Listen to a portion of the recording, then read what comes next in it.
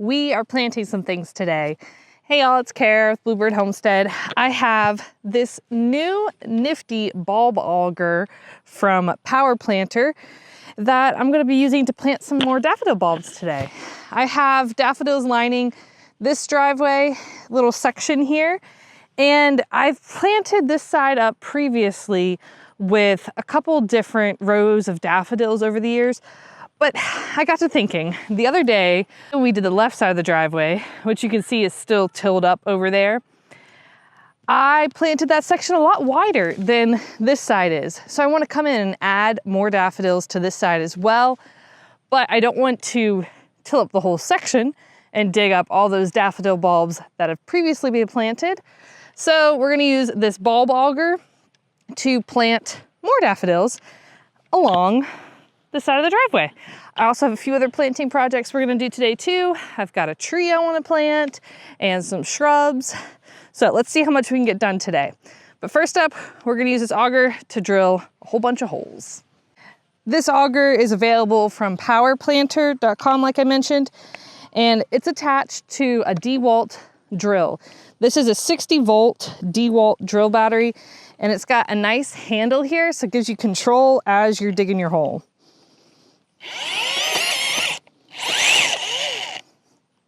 Like, I'm already done with the first one. That's so fast.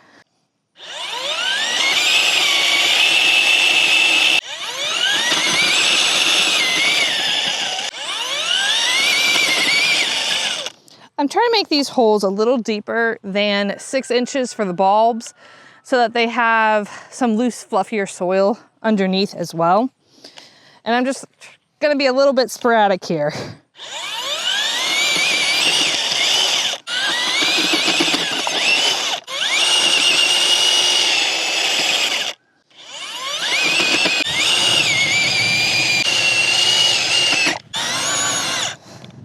All right, I'm not sure why I never had one of these before, because that made really fast work of digging those holes. I have bought bulb augers off of Amazon. I think I've tried 3 different brand ones off Amazon, and not cheap ones either, like some pretty big hefty ones, and none of them worked with our dirt.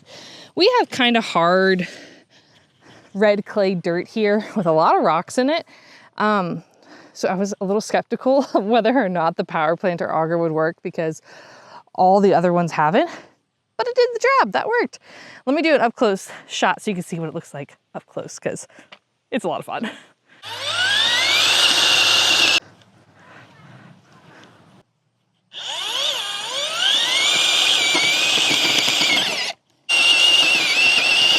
The bulbs we're planting today are a butterfly super mix, which we planted some of these on the other side of the driveway, which is in a previous video. And the colors on these were just so pretty looking in the pictures that I wanted to add some of that color to this side of the driveway too, because right now on this side of the driveway, we just have your traditional yellow daffodils and a couple white ones and a couple like two-toned yellow and white, orange, but no splashy colorful ones. So I want the sides of the driveways to at least be a little more cohesive. That's why we're adding these to this side. Let's get these open here. They look nice. And daffodils, you know, roots down, point part up, pretty self-explanatory. We're gonna pop these in the holes.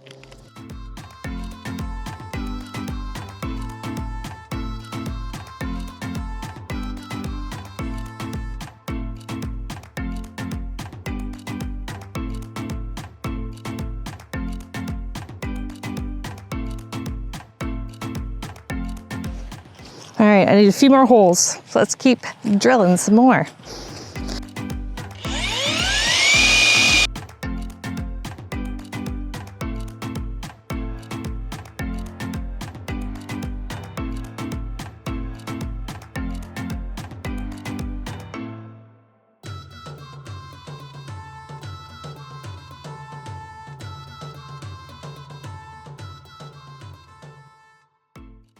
I'm realizing as I'm planting these, I don't even need to bend over. I can just plop them in and use my foot to cover it up. Because the dirt is so loose from what the auger spit out on the sides, Makes it a lot easier. I say that and then I drop one in upside down.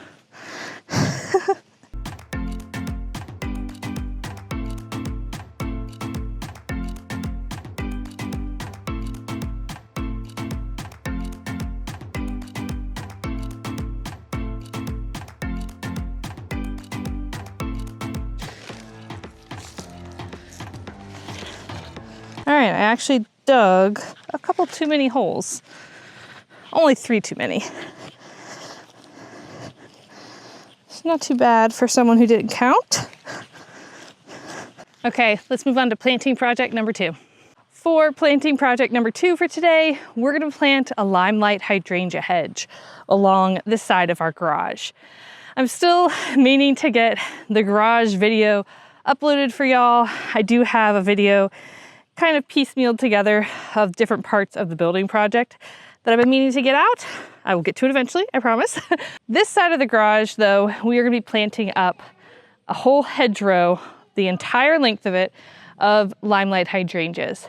Which limelight hydrangeas, I have a couple scattered around the house. You've probably seen them in previous videos.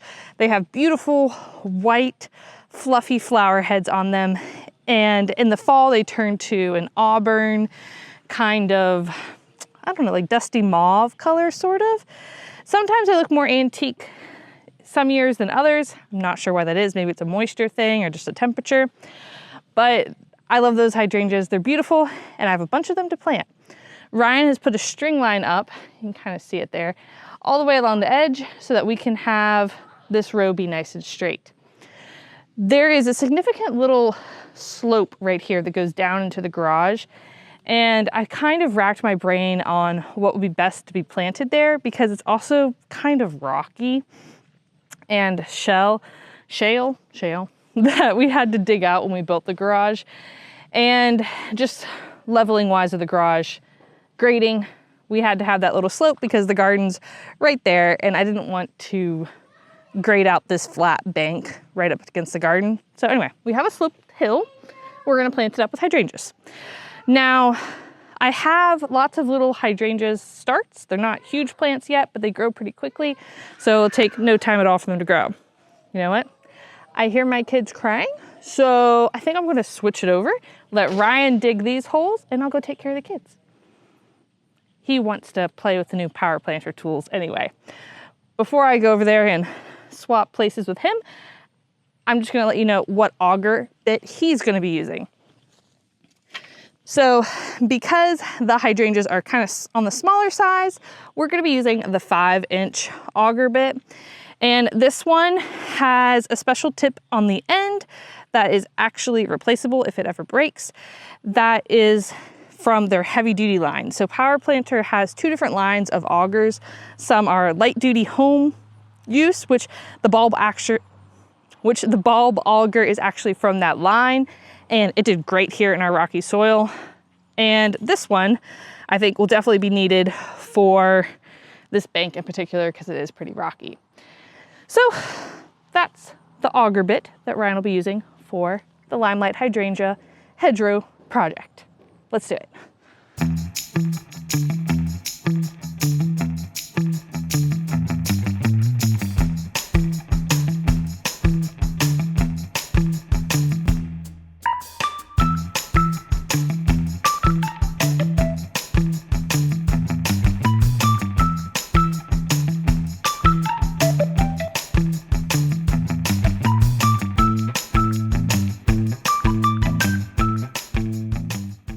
So I was looking at the limelight hydrangeas that we're about to transplant, and there's actually a couple with white flowers still on them, which is surprising because we've had a couple frosts already. You can see here, this one's got a couple little white flowers, and this one shows the pink mauve color pretty nicely. Typically, they're more about that size in terms of flower head size. These little ones are just tiny new little stems. But these are some of the ones that we're gonna dig up and transplant. Yep, you can dig that one up.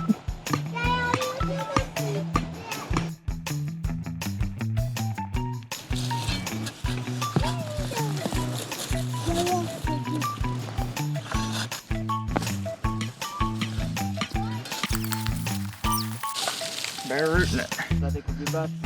Ryan is digging for me because my hands are currently occupied. Well, I like just watching you dig too. What is that? Oh. Huh. Looks like a carrot, maybe?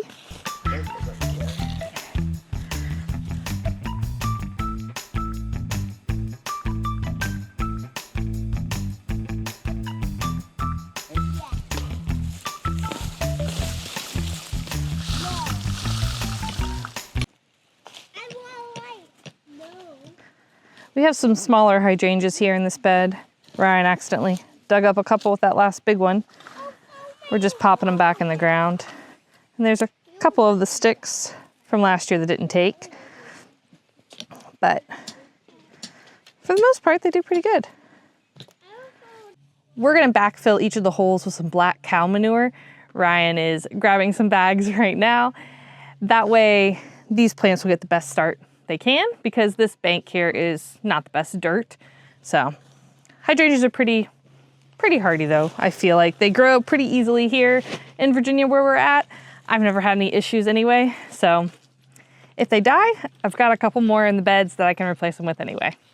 All the hydrangeas are just kind of lined up here next to each one of the holes. So we're just gonna put them in. We're planting them down the slope of the bank because we kind of want them to fill in this area here versus on the top.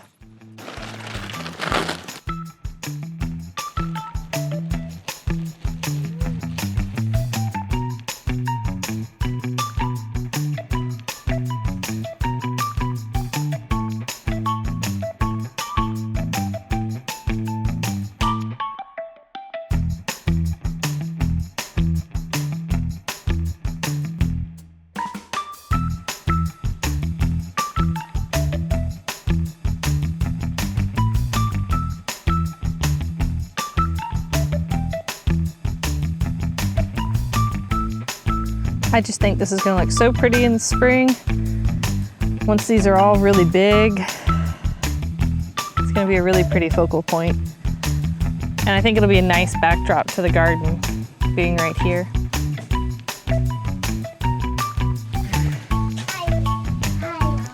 That's a big one. That's a big one. Yeah.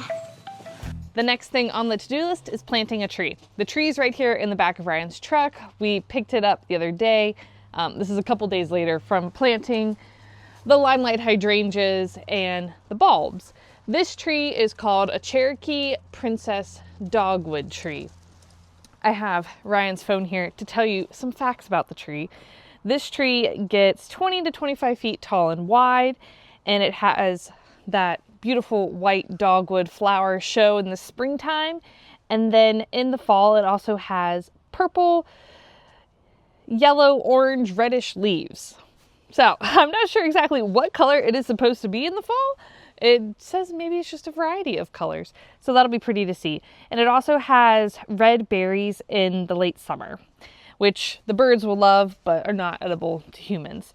Dogwood is actually the state tree of Virginia, where we are, and they do really well here. We have some wild dogwoods that grow in our woods, but this one is an ornamental cultivar that has really pretty, beautiful, showy white flowers.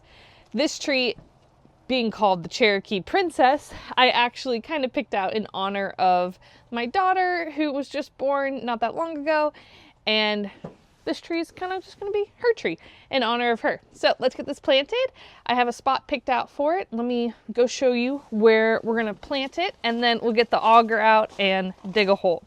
Or Ryan might dig a hole if my daughter's woken up from her nap. So if we come down here behind the house, so we were just over at the garage, we are going to plant it kind of down over there, over the hill, I think.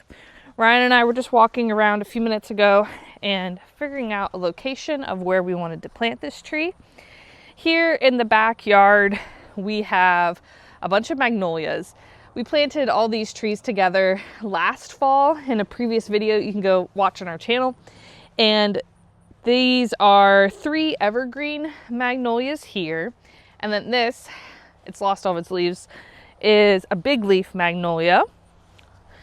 And then right over here, down the hill, you see those little rocks right there? That's where we're gonna plant the Cherokee Princess Dogwood.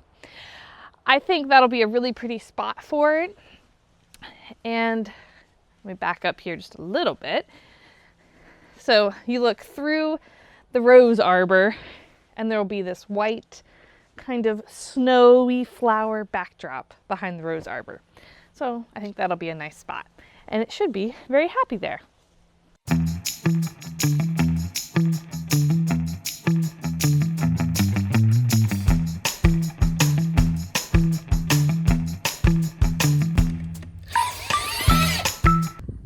Talking about how I didn't know what the leaves look like in the fall, but I didn't realize there are still a few little leaves on here. It actually looks like some buds too. So it does kind of have a purple maroon tint to the leaf. And on the underside it looks kind of green, red, purple. And then there's actually a little red berry on it. Let's see if I can get an angle for you guys to see. Just go ahead and pick it off. Here's one of the little berries.